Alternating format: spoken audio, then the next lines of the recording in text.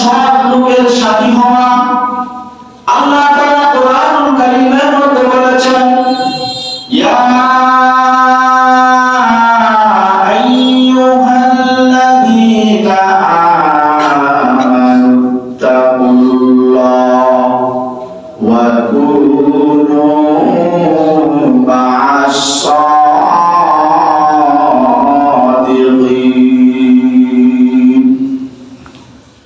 আল্লাহ রাব্বুল আলামিন এই আয়াতের মধ্যে বলেন, ইয়া আইয়ুহাল্লাযীনা আমানু, ও পৃথিবীর মুমিনেরা, ঈমানদাররা, যারা আল্লাহর প্রতি ঈমান এনেছো, ঈমান এনেছো, বিশ্বাস স্থাপন করেছো এবং মুহাম্মদ সাল্লাল্লাহু আলাইহি ওয়াসাল্লামকে যারা রাসূল হিসেবে মেনেছো, তোমাদের কাজ সর্বপ্রথম যে কাজটা সেটা হলো ইত্তাকুল্লাহ, তোমরা আল্লাহকে ভয় করো। সুবহানাল্লাহ। জীবনের সর্বক্ষেত্রে যাকে আমরা ভয় করব তিনি কে? আল্লাহর ভয় আপনার ভিতরে যদি থাকে, আপনার দ্বারা কোনো গুনাহ কাজ হবে না।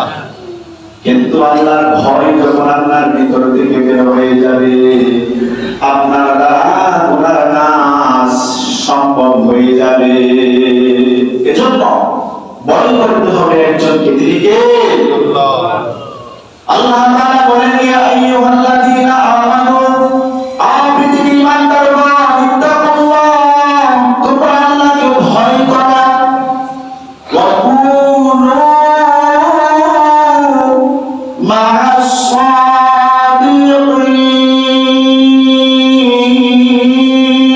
সাদিকিন, এবং তোমরা সৎ লোকদের সাথী হয়ে যাও।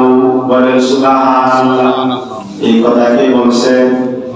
আল্লাহ বলছেন, আল্লাহকে ভয় করো আর তোমরা সৎ লোকদের সাথী হয়ে যাও। সৎ লোকদের সাথে কেন আল্লাহ বললেন?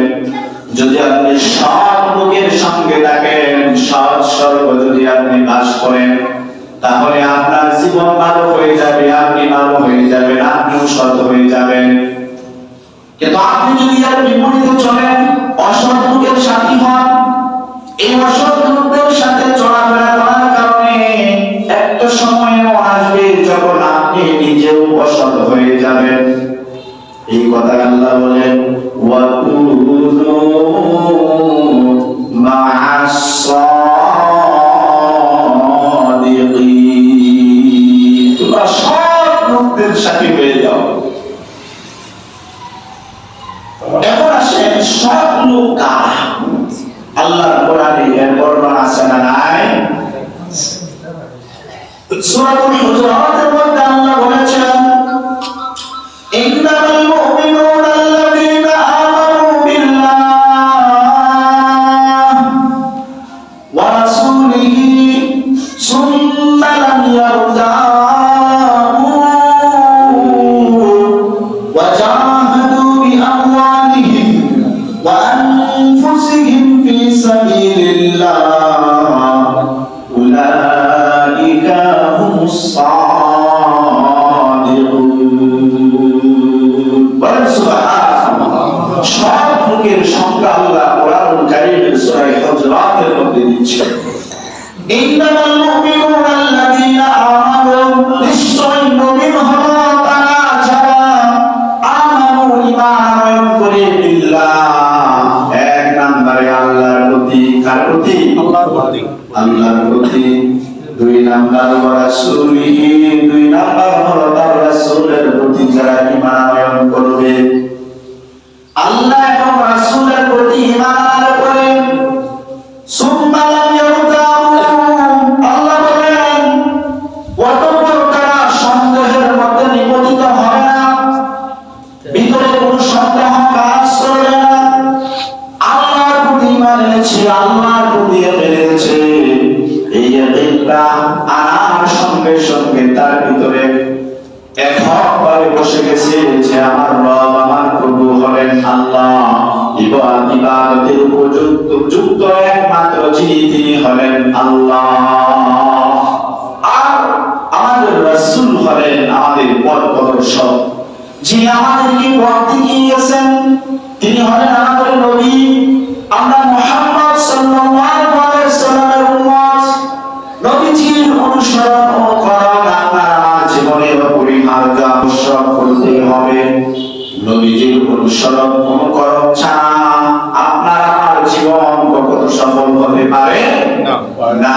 এই যখন আপনার ভিতরে একেবারে ঢুকে যাবে এবং ভিতরে কোনো সন্দেহ কাজ করবে না, দুর্বলতা মন, আমি যে আল্লাহর প্রতি ঈমান আনলাম, আল্লাহ আছেন কিনা, বা রাসূলের প্রতি যে আমরা ঈমান আনলাম, রাসূল সত্য নবী কিনা, এমন কোনো সন্দেহ যখন আপনার ভিতরে কাজ করবে না, ওয়াজাহাদু বিআমওয়ালিহিম, এবং তারা মুমিন হলো তারা যারা নিজেদের জান এবং মালের দ্বারা ফি সাবিলিল্লাহ আল্লাহর রাস্তায় যারা জিহাদ করে। বলেন সুবহানাল্লাহ। তাহলে এখানে আমরা এই আয়াতের মধ্যে সূরা হুজুরাতের 15 আয়াতের মধ্যে আমরা এখান থেকে জানলাম যে মুমিন হলো ওই সমস্ত লোক যারা আল্লাহর প্রতি ঈমান এনেছে এবং তার রাসূলের প্রতি বিশ্বাস স্থাপন করেছে, ঈমান আনয়ন করেছে, সুম্মা লাম ইয়ারতাবু, অতঃপর তারা সন্দেহের মধ্যে নিপতিত হয় নাই। এরপরে ওয়াজাহাদু বিআমওয়ালিহিম ওয়া আনফুসিহিম, এবং তারা নিজেদের জান এবং মালের দ্বারা জিহাদ করেছে ফি সাবিলিল্লাহ আল্লাহর রাস্তায়। এই গুণগুলো যাদের ভিতরে থাকবে, যারা এই গুণের অধিকারী হবে, আল্লাহ বলেন উলাইকা হুমুস সাদিকুন, তারা হলো সত্যবাদী। বলেন সুবহানাল্লাহ। এখন আমরা সত্যবাদীদের পরিচয় পাইছি কিনা বলেন?